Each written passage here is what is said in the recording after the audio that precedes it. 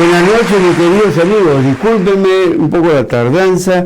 Buena bienvenida, bienvenidos aquí a Miraflores TV Digital. Muchas gracias. Están ustedes aquí nuevamente a través de Realidades, mi programa de todos los jueves a las 9:30 de la noche. Quiero darles la bienvenida y vamos rápidamente a introducirnos en el tema que he propuesto para esta reunión, para esta noche. Mis saludos a todos los que me siguen, a mis amigos, a mis colegas, a algunos pacientes. Saludos para una linda persona con la que he estado en una terapia no hace mucho. Estamos viendo, por ejemplo, el fallecimiento de un pariente muy cercano, el padre, no hace mucho. Me inspiró ella. Saludos, mi querida amiga. No voy a decir el nombre, por supuesto, pero está en todo el camino de transcurrir por lo que se llama el duelo. El tema de esta noche es el duelo, cómo lo podemos superar, cuántas maneras hay de enfrentar una situación de pérdida, tanto del fallecimiento de un ser querido como la pérdida, la interrupción de un vínculo de amor, de una relación sentimental. Yo creo que es muy importante. Y esto es tan importante que años y años atrás todas las culturas han creado lo que se llama rituales para el duelo. Lo hacen de cientos de maneras diferentes. Todos ustedes a través de la televisión, de las películas, han podido ver desde rituales de cremación. Me acuerdo mucho de una película épica, como ponen una pira, ponen el cadáver y lo incineran, ¿no? Y lo tiran al mar, otro queda ahí hasta que se consume. Y en otras culturas también hay otro tipo de rituales. Nosotros acá en el Perú tenemos nuestro ritual, el velatorio, tenemos toda una ceremonia, actos ritualísticos hasta que se pone en un nicho o en una fosa en el campo, en el suelo, se abre y se depositan flores, hay oraciones, hay toda una situación ritualística y se acompaña la pérdida de un ser querido. También cuando se pierde un vínculo amoroso, un vínculo de amor, un vínculo afectivo, la persona, a veces el ritual es muy íntimo, muy particular, pero lo tiene. ¿Tiene etapas? Las tiene. La rabia, la resignación, la aceptación de la ruptura, y eso lo hace cada persona. Ahí me quiero dirigir a usted, a ustedes que tienen algún familiar que ha perdido a alguien, a una persona que ha perdido a alguien y de repente está pasando más tiempo del que debería para poder superar ese dolor de la pérdida. En psicología yo he hecho muchos trabajos con pacientes que han tenido una pérdida de diferentes tipos, tanto amorosas como del fallecimiento de un ser querido. Y veo que hay sí ciertos lapsos de tiempo que uno considera en determinadas culturas, también acá mismo en el Perú, en la sierra, en la selva, en la costa del centro, la costa norte, sur, que hay un tiempo y en algunos lugares se marca muy claramente, en otros se deja un poco más diluido, pero como vivencia personal, yo creo que un ser humano sufre, tiene todo el derecho de sufrir, y tanto es así que yo recuerdo muy claramente en una reunión de entrenamiento, capacitación para un tipo de terapia, que alguien dijo, yo resuelvo ese problema, ese dolor, en 2 o 3 horas yo lo resuelvo. Y yo recuerdo haber dicho, yo no haría eso. Yo no haría eso porque yo, en mi punto personal, yo respeto el sufrimiento de la persona. Tiene derecho a sufrir, tiene derecho a que se desahogue, que suelte todo lo que tiene, que puede ser con un fondo positivo, negativo, bien estructurado, mal estructurado, pero es su dolor. Después de eso, yo creo que uno, estoy hablando de psicología, de terapeutas, uno puede evaluar, ya tiene 6 meses, 8 meses, 1 año, y entonces ahí ya yo comienzo a ver si la pérdida que ha tenido la persona y que ha dejado a los deudos es superada y la vida continúa y la persona vive su pérdida de otra manera, ya no con el dolor de el sentir que no está, ¿no? Sino el recordar los momentos más agradables que vivió. Ya no el dolor, por ejemplo, en algunos casos, de una muerte muy dolorosa, con mucho menoscabo de la persona, sino en el otro momento, cuando recordaban 10, 15, 20 años, qué sé yo, atrás, en los mejores momentos, las mejores circunstancias. Entonces, si la persona continúa con el dolor de la pérdida, el sentido de separación tan fuerte, esa soledad profunda de la pérdida, entonces 1 año, 6 meses, 8 meses, 1 año vamos a decir. Entonces, en psicología, creo yo, ya podemos pensar que hay algo más en ese duelo, que se llama casualmente duelo no resuelto. Y aquí hay varias cosas por hablar, hay muchas cosas por hablar. Entonces, ¿qué sucede cuando se pierde a un ser querido?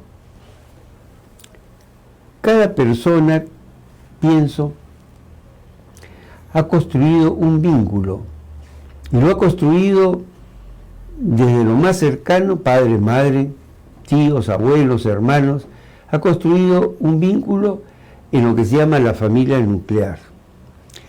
Ese vínculo tiene las características de ese tipo de sistema de familia. Estoy hablando sistémicamente quizás. Y entonces tiene sus propias características y moldea de muchas maneras cómo es cada miembro de la familia, con algunas pequeñas fugas a ese sistema social, cultural, micro de la familia nuclear. Pero, ¿por qué? Porque cada uno, aun cuando está en la misma familia, tiene una personalidad que es diferente. Entonces, cuando hay la pérdida, cada ser humano la va a vivir como es él. Cuando siente un shock, cuando siente alguna situación que va en contra de su equilibrio emocional. Y ahí se encuentran varias maneras. Muchos de ustedes seguro han visto que algún familiar, cuando hay una pérdida, alguno de ellos, a veces el hijo, la hija, la esposa, el esposo, no llora y se queda como frío. Pero ¿qué pasa en esa persona? Y ahí viene entonces la característica que les digo de esa personalidad. ¿Qué ha pasado? Algo ha pasado, pero la pérdida está ahí. No la quiere enfrentar. Y se me viene a la cabeza a algunos pacientes un tremendo trauma por la pérdida de una madre, me acuerdo, que ocasiona una serie de trastornos. Entonces, regresando a lo que les estaba diciendo hace un momento, cuando nacemos vamos formando vínculos, y esos vínculos tienen una carga emocional tremenda. A veces se niegan, pero ahí están. Hay una vivencia vincular hay una vivencia emocional y cada uno la sigue transcurriendo. Y en esa condición puede hacer que haya una serie de circunstancias muy dramáticas, muy perturbadoras, maltratos. Estoy hablando de conductas inadecuadas que se van acumulando, muchas veces traen resentimientos, cólera, rabia, pero también muchas veces traen culpa. Entonces comienza a configurarse toda una situación alrededor de la pérdida de un ser querido.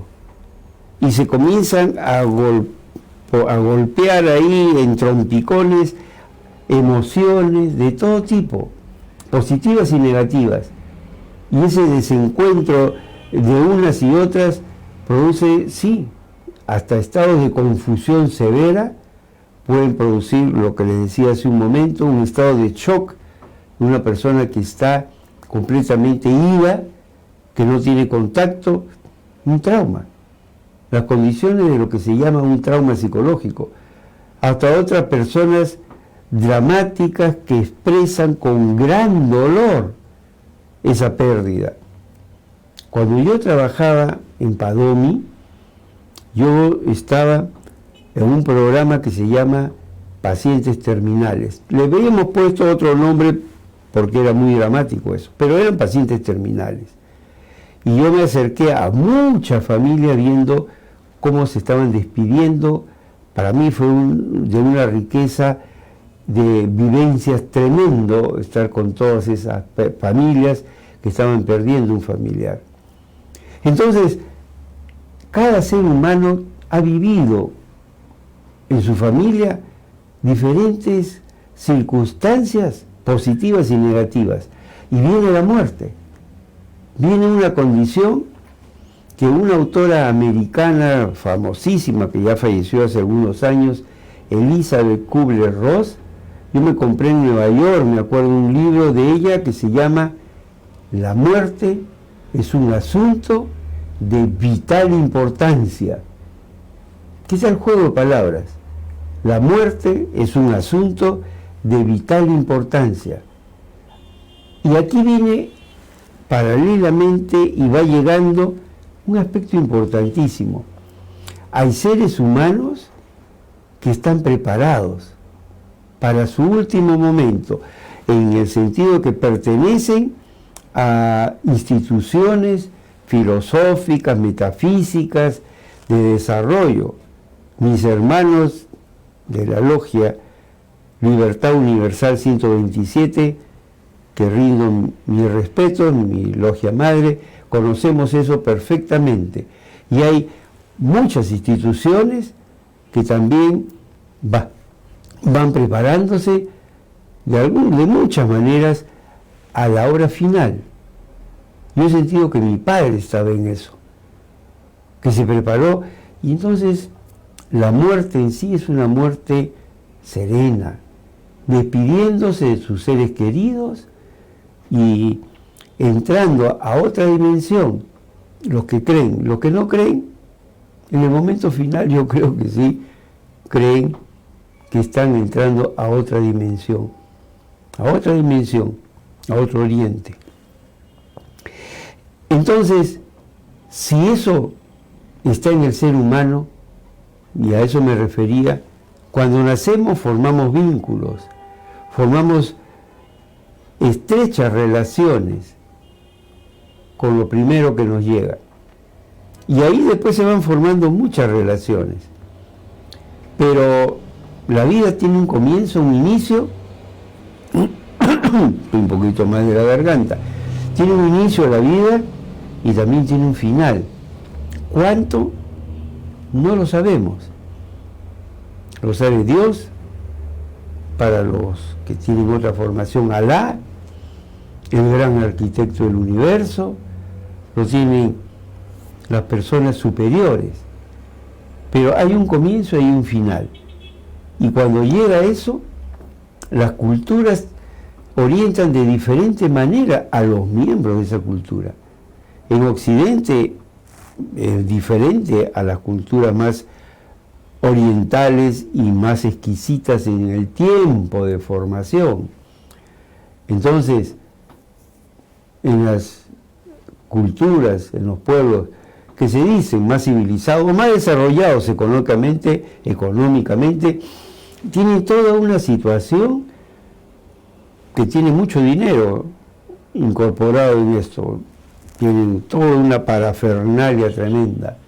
Nosotros acá tenemos también de todo, tenemos increíbles manifestaciones de la condición económica y tenemos también aquellos cerros que llegan con sus guitarras, charangos, con sus ollas de comidas, su cerveza y su fiesta para despedir al ser. En México hay una fiesta de la muerte, con bizcochos, con máscaras sobre la muerte. Es una manera increíble, ¿no? El Día de los Muertos. ¿Qué hacemos? Cada uno de ustedes, ¿qué podemos hacer nosotros para estar de la manera adecuada con una persona que ha tenido una pérdida significativa en su vida? Muchas cosas, creo yo. Por ejemplo, nuestra presencia. La presencia en el máximo de capacidad empática. Y miren que hemos tratado la empatía, acá le hemos tratado 3 semanas. Entonces, la máxima capacidad empática con la persona que está sufriendo una pérdida. Entonces, estar presente, no ir más allá de lo que la persona que está sufriendo puede soportar. Consejos a veces abundan y yo no los veo de buen tono. Tratar de reconfortarlo con frases. Yo creo que la presencia, esa mirada que está en la empatía, el desarrollo de la mirada, el observar todo su cuerpo, cómo está, y observar muchas cosas, el tono de voz, todo lo que puede desarrollar la empatía, y brindarle lo que uno está tomando como información que la otra persona necesita. Por eso que se necesita una tremenda capacidad de empatía para poder estar presente. Necesitamos ser empáticos, indudablemente que sí. ¿Qué es lo que pasa cuando el duelo se va prolongando más? ¿Por qué? Yo veo en muchos pacientes que cuando hay una pérdida, hay cosas que son reales, conscientes, y otras que son fantasías. Y esas fantasías, ¿qué cosa contienen? Muchas veces sentimientos de culpa. ¿Por qué no hice esto? ¿Por qué no hice lo otro? Pero desde la persona que está acá sufriendo, el que ha fallecido, la persona que ha fallecido, lo ve de otra manera y lo vio de repente de otra manera.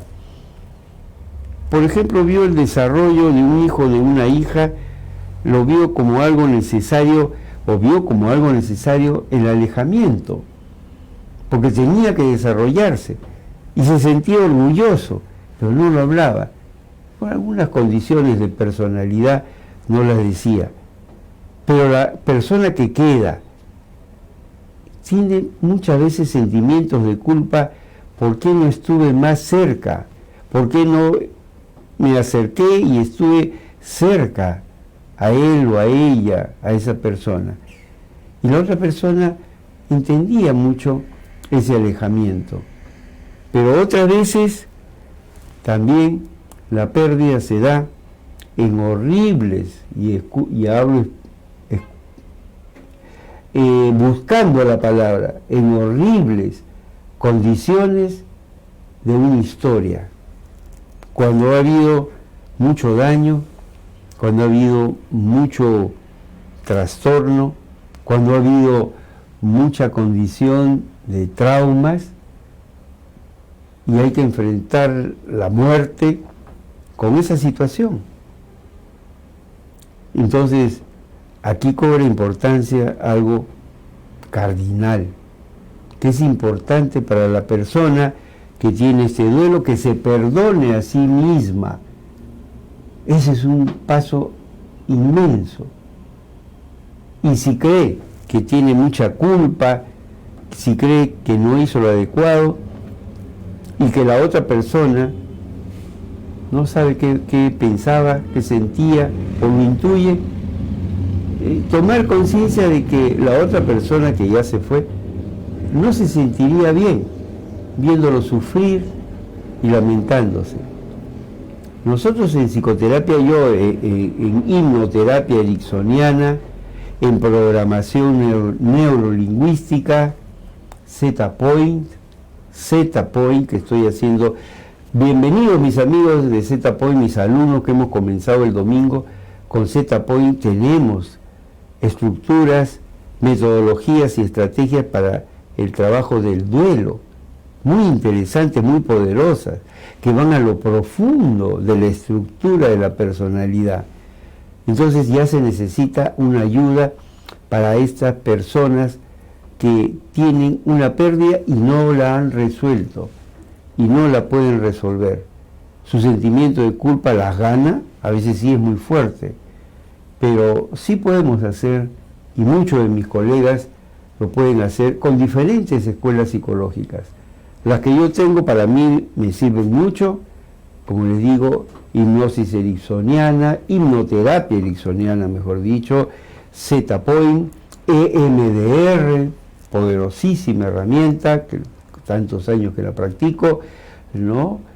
Programación neurolingüística, terapia familiar sistémica, estratégica, hay muchas, pero entonces a los que tienen esta condición y se está pasando ya unos 6, 8 meses, un año, y no lo resuelven, yo les digo, busquen ayuda porque aquellas personas que se fueron se van a sentir mucho mejor si desde alguna dimensión, yo creo en eso, ¿no?, están percibiendo cómo se sienten ustedes.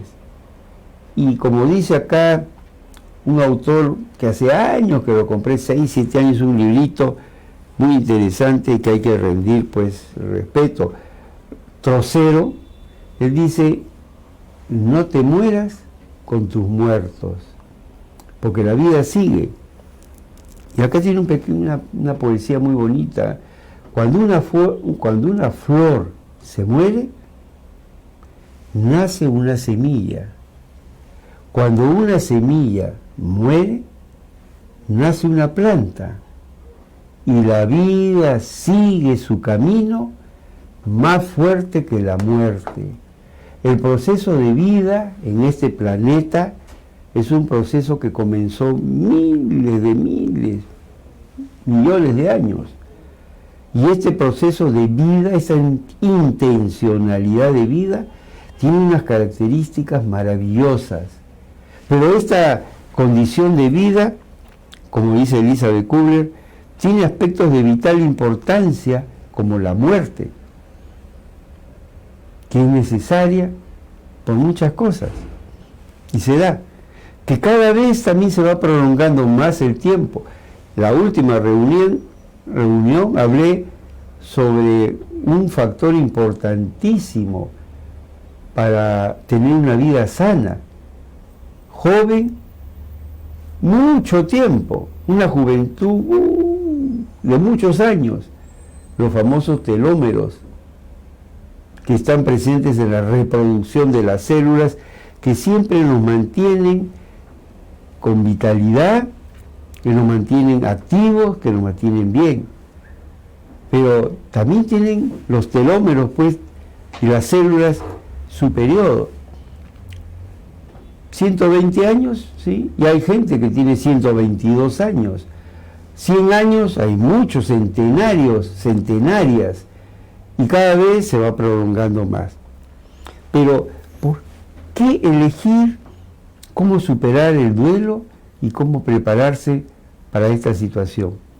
Yo creo que es importante porque siempre los adultos los adultos mayores como yo, tenemos que tener presente que de una y cientos de maneras estamos enseñando a las generaciones que vienen maneras de vivir.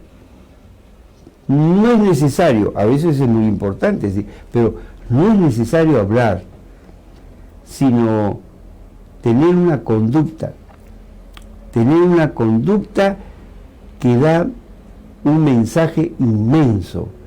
Y la generación que viene después, las que ahora tienen 20 años, 30 años, 40 años, los que tienen 50, ¿qué están dejando como mensaje ante un hecho importantísimo? Su fallecimiento. ¿Cómo está viviendo la vida entonces? ¿En qué condiciones está viviendo la vida? Entonces, una reflexión profunda es nuestra condición mortal. Nuestra condición mortal, yo creo que obliga a pensar qué estoy enseñando sobre la vida. Qué interesante. Qué interesante lo que me acabo de dar cuenta que estoy hablando. Qué interesante. Esta actitud ante la muerte, ¿qué está haciendo para que nosotros demos una lección a los que nos siguen? Y entonces, esto también me lleva a reflexionar que podría servir muy bien para que ahora que estamos vivos, reflexionemos sobre y cómo estamos viviendo estos años, esta vida, ese lapso entre nacimiento y mortalidad. ¿De qué manera la estamos viviendo? Entonces, qué importante es prepararse y vivir bien para tener una muerte que sea ejemplificadora. Y al hablar eso, se me ocurre algo que hace muchos años, creo que con la muerte de mi padre, hace muchos años, tendría ahora 109 años, creo, mi padre, o un poco más. Yo pensé, cuando usted, mi querido amigo, participe de un duelo, cuando pierda un ser querido, piense, ¿qué mensaje me deja la desaparición de este ser querido? ¿Cuál es el mensaje invisible que significa su alejamiento de la vida? ¿A qué me hace pensar? ¿A qué me lleva? ¿Qué pienso yo con la muerte de este ser querido? Que estaba, o una persona, un amigo inclusive, tan cerca a mí. Amigo, amiga. Su muerte, ¿qué me impele a descubrir sobre mí mismo? Eso es algo que cada uno tiene que descubrir ante la muerte de un ser querido. ¿Cuál es el mensaje que me está dejando esta partida? Hay un mensaje oculto y que cada uno de ustedes, mis queridos amigos, van a tener que descubrirlo, van a tener que sacarlo, y es parte de su crecimiento y va a ser parte de su propio desarrollo, pensar que la muerte deja un mensaje tremendo, aparte de responsabilidades o junto con responsabilidades, actitudes, cambios, pero algo profundo para cada uno de ustedes. Eso me parece que es un aspecto muy importante. Y después, tener en cuenta que la vivencia dolorosa tiene un transcurso. Llega de un lado y el componente temporalidad, tiempo, no lo para nadie. Avanza, avanza y avanza. Después de 3, 4, 5 meses, 6 meses, un año, ¿qué significa para mí esto? Y eso, descúbranlo ustedes, cada uno de ustedes, todos. Nadie se va a escapar de esto. Con hijos, hijas, abuelos, padres, madres, donde estén ustedes. Pero descubran eso que está ahí, porque los va a llevar a reflexionar, sobre su propia vida, qué están haciendo, y como dije hace un momento, qué están haciendo para enseñarle a sus hijos. En algún momento o los acompañarán o sabrán que alguien falleció y los van a ver, los van a observar, y a eso es tremendo, es un aprendizaje potentísimo, la reacción y la conducta que ustedes tengan. Y ahí intervienen todos los factores de personalidad de cada uno ante la muerte. Cuando yo trabajaba en esta institución del seguro, trabajando con todos estos amigos, colegas y especialistas, yo rápidamente pensé que se debería hacer, si estamos trabajando con moribundos, un seminario, un taller de trabajo sobre la muerte. Y una reunión, cómo cada uno piensa que es la muerte para cada uno. Y eso me llevó también, y lo propuse hacer un taller, y eso también me lleva a una conferencia que di en una institución, creo que ahí mismo, con un grupo de médicos, enfermeras, profesionales, preguntando, ¿y usted de qué enfermedad cree que va a morir? Las respuestas interesantísimas, ¿eh? Cada uno me iba dando respuestas. Yo voy a morir de un ataque al corazón. Yo voy a morir de un derrame cerebral. Yo voy a morir de un paro cardíaco, voy a morir de cirrosis, voy a morir de una descompensación renal. Los médicos eran muy ricos en eso. Y hablaba de muchas cosas, ¿no? Y otras personas también de qué iban a morir. Y ahí nomás se me ocurrió otra pregunta, y le dije, ¿y usted, mi querido, cuánto tiempo? Comencé a preguntarle a varios ahí, ¿a qué edad cree que va a morir? Las respuestas fueron variadas y me sorprendían. Unos decían a los 75, 70 años, otros decían a los 80, 90 muy pocos, algunos sí. Y entonces eso me dio pie para hablar sobre un programa que puedo hacerlo. A ver, ¿y por qué piensan que van a morir a los 70 años? Y muchas veces en la conversación de esa conferencia que di, ese taller, me dijeron tanta variedad de respuestas que yo pensé, entonces ustedes tienen una visión muy negativa de la vejez, porque casi todos decían que no querían tener una vejez porque la vejez era, y daban todas las condiciones negativas de la vejez. ¿Y por qué tiene que ser así? Entonces me di cuenta, y de ahí ha comenzado mi investigación sobre cómo uno se puede mantener joven mucho tiempo, saludable, durante mucho tiempo, muchos años, más de 90 años. Estaba viendo en el Face un programa, una grabación de una mujer de 92 años, la reina de la milonga, creo que es en Argentina, en Buenos Aires, una señora de 92 años bailando milonga, que es un baile rápido argentino, milonga, ¿no? El tango lo conocen ustedes, pero la milonga es un ritmo rápido, y lo bailaba una mujer de 92 años.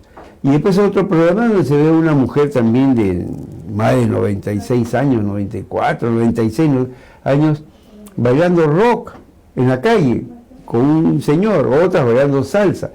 Entonces, la expectativa que tenemos sobre la vejez, yo creo que debería cambiar. Entonces nos acercaríamos a las etapas finales de la vida de una mejor manera. Y teniendo esa actitud se va a ver mucho, yo creo que la muerte de un ser querido, el duelo, va a dar mucho sobre la personalidad de cada uno de los que están involucrados en el proceso del duelo.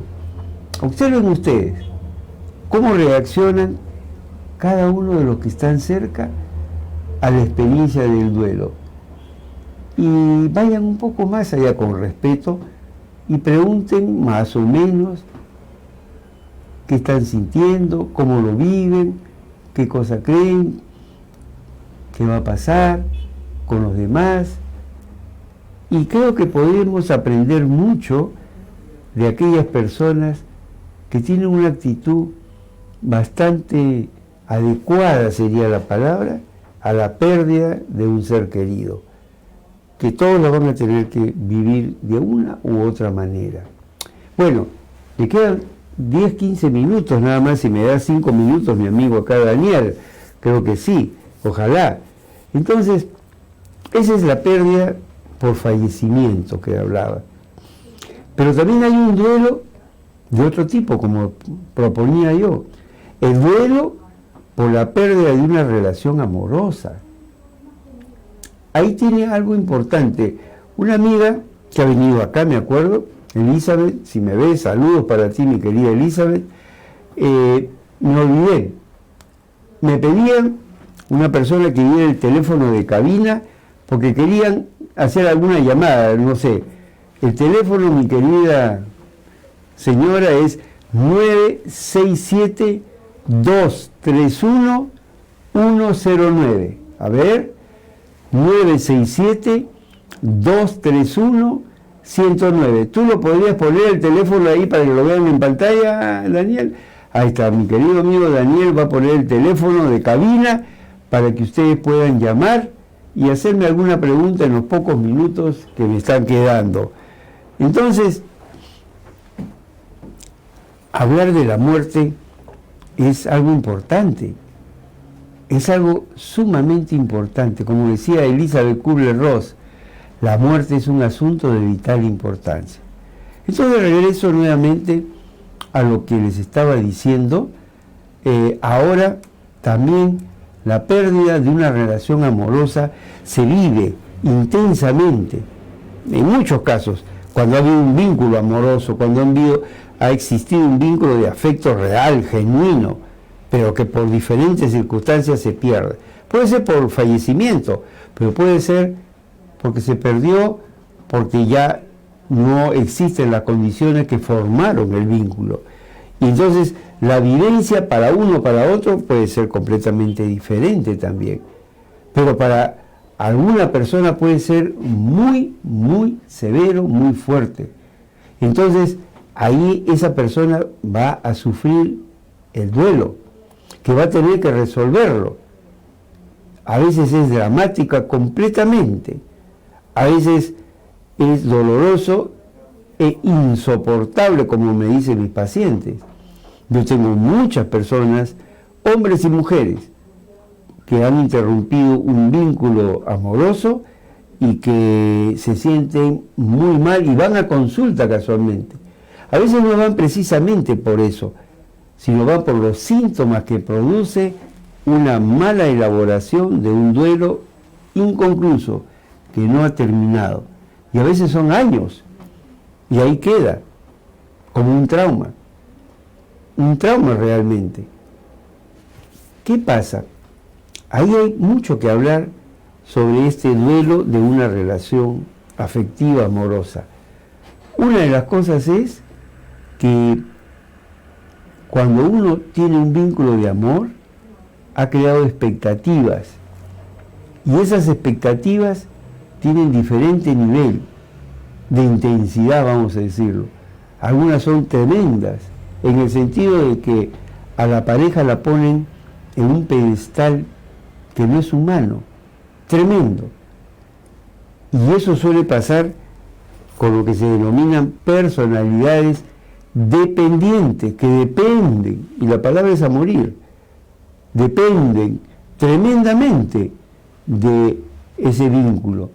Y cuando se interrumpe siente que pierden un brazo, una pierna, parte de su cuerpo. Entonces, la pérdida de ese vínculo puede ser sumamente traumático para la persona.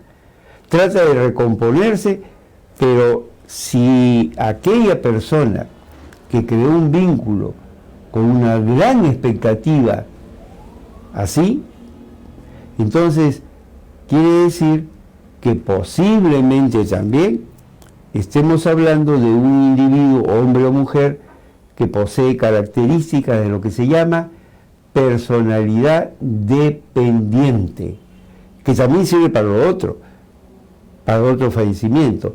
Una personalidad dependiente es una persona que depende, como su nombre lo dice, tremendamente de otra persona, hablando en relaciones humanas. Pero también puede haber una pérdida de un objeto, su carro, su puesto de trabajo, su dinero, cosas materiales, objetos, ¿no? Un lugar, pérdida de un lugar de residencia. Pero la persona dependiente vive de una manera que necesita tremendamente para su bienestar, para su alegría, estar con otra persona en una situación que la pone como todopoderosa y que puede ser o la construye como la fuente de su bienestar, de su satisfacción.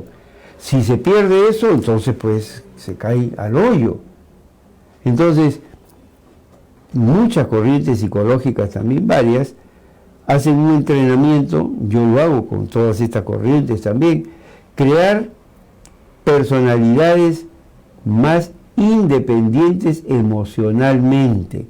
No quiere decir que se busque crear personas egoístas, ególatras, egocéntricas, no, sino personas que sepan poner distancia y acercamiento según como se presenten las circunstancias de la convivencia.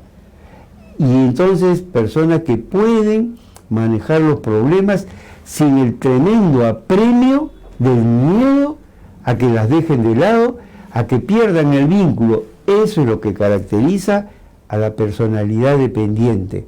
La personalidad independiente entonces tiene más amor propio, un sentido de valor personal, una autoestima un poco más elevada, ¿no? Y en las relaciones de amor, sí, uno tiene que crear un vínculo poderoso, pero hay que también aprender a defenderse y construir una relación sana, una relación que no esté apoyada tremendamente por la dependencia, sino por un genuino afecto, amor, entrega, pero una entrega sin cuestionamientos o sin exigencias sería la palabra, ¿no? Una entrega sin exigencias, un verdadero sentido de dar. Y entonces, si se pierde el vínculo amoroso, también igual. Si la pérdida del vínculo amoroso depende del tiempo, de la calidad, del tipo de relación, ahí influyen muchos factores. No se resuelve igual en 6 meses, 8 meses, un año, pongamos ya. Entonces, la pérdida de esa situación amorosa, para mí, ya no es por esa persona, en el caso que sea una persona, no es por esa persona, es lo que simboliza a esa persona para la persona que pierde, la que se siente mal. Es lo que, el símbolo que tiene, estatus, seguridad, condición erótico-sexual plena. ¿Qué significa? Entonces la pérdida es importante para conocerse uno mismo, siempre va a ser eso. Si yo pierdo esta relación, ¿qué tan maduro, madura es usted? ¿Cómo se conoce y qué siente? ¿Qué percibe? ¿Con qué se identifica? ¿Qué necesita para ser pleno, completo, completa, plena, feliz, alegre? Entonces, comience a analizarse. Miren qué importante es el duelo, la pérdida de una situación valorada muy positivamente. Creo que los psicoanalistas, no me acuerdo, hablan de catexia, una catexia positiva cuando, por ejemplo, este libro se me pierde todo y me siento destrozado porque se me perdió. Pero no, pues de repente podré conseguirlo o veré otra cosa. No, mi reloj se me perdió, no, la pérdida, el celular ahora, hay gente que entra en trauma porque se perdió su celular, Dios mío, con toda la información, las fotografías y todo, ¿no? ¿Qué tan dependientes somos de las cosas? La pérdida y el desarrollo del duelo por la pérdida va a decir mucho de quiénes somos, quién es usted cuando pierde algo, cuando pierde un trabajo, estatus, cuando pierde algo muy querido. ¿Quién es usted? Esa pérdida le va a servir para un autoanálisis profundo de las condiciones en las que usted ha construido su personalidad. ¿En base a qué? En base a apoyos, siempre tenía que estar apoyándose en algo, personas, situaciones, condiciones de vida. ¿Cómo es usted como persona? Me parece de mucha importancia ese tema que he visto hoy día y que da unas cuantas pinceladas, porque cada una de estas cosas se pueden analizar más en profundidad en relación al duelo y a la pérdida. El duelo y la pérdida es importantísimo, es una ofensa al yo, al ego también, de mi sentido de valor personal, ¿no? ¿Qué tanto lo puedo superar? Fíjese si usted eso lo tiene de una manera profunda, su egoísmo, su sentido de ser poderoso, poderosa. Entonces, no te mueras con tus muertos, es algo que me llamó a reflexionar, que la vida continúa. Y no es el perderle el amor, el cariño a las personas que se fueron, no, sino inclusive recordarlas en las facetas más hermosas, ya no en el drama, si ha habido una enfermedad larga, una situación dolorosa, no en las peores circunstancias, sino en lo hermoso que dejó. Miren, se me ocurre, inclusive podrían descubrir cosas ocultas, como cosas que estaban ahí, pero que no las aquilataban. ¿Qué nos ha dejado? Su bondad, su paciencia. ¿Cuántas veces se hizo el tonto o la tonta o dejó pasar algo? ¿Cuántas veces reaccionó con rabia y con cólera también? Su energía, su forma de luchar, de perseverar. Entonces, tenemos que descubrir eso que está ahí en el mensaje de la pérdida. La pérdida es importantísimo, forma parte del ser humano, forma parte de la vida que tenemos. Y creo que eso va a servir para una tremenda reflexión para ustedes.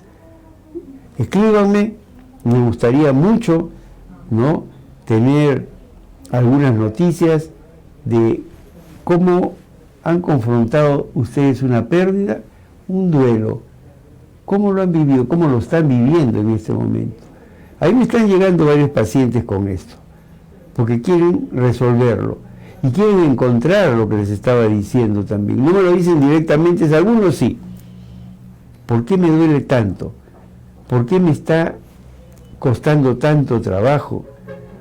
Hay situaciones en las cuales la persona puede ingresar a un franco estado depresivo, a una depresión. En otros casos más graves puede tener como consecuencia una enfermedad de varios tipos, una enfermedad del sistema de organización de todo el ser, su sistema endocrino, su sistema de vida interno, hasta la muerte.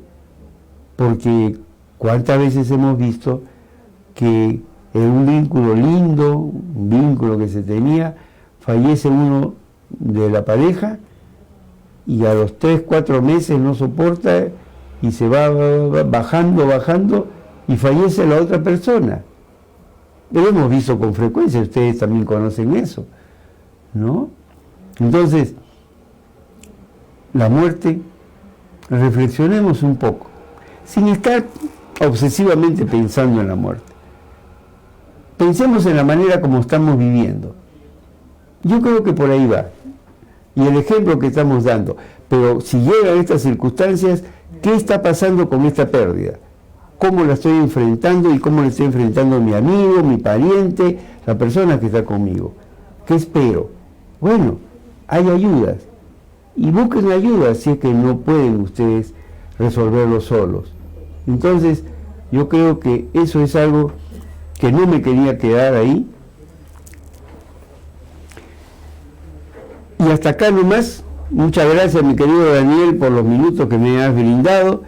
Les agradezco mucho, mis queridos amigos, y será hasta el próximo jueves a las 9:30 de la noche, acá en Miraflores TV. El tema que creo que voy a tratar y estoy organizando el próximo jueves va a ser algo sobre la violencia verbal. Lo dice, no me pega, no hay violencia física, pero hay violencia verbal. La manera de hablar, estás denotando también que existe una gran violencia. ¿Cómo nos ofendemos? ¿Cómo agredimos? ¿Cómo nos agredimos los peruanos ahora? Esta cultura es agresiva y violenta verbalmente. Yo creo que podemos conversar sobre eso. Muchísimas gracias, tengan ustedes un buen fin de semana, buenas noches, hasta la próxima semana aquí, Miraflores TV Digital, a las 9:30 de la noche. Buenas noches, amigos, hasta la próxima semana.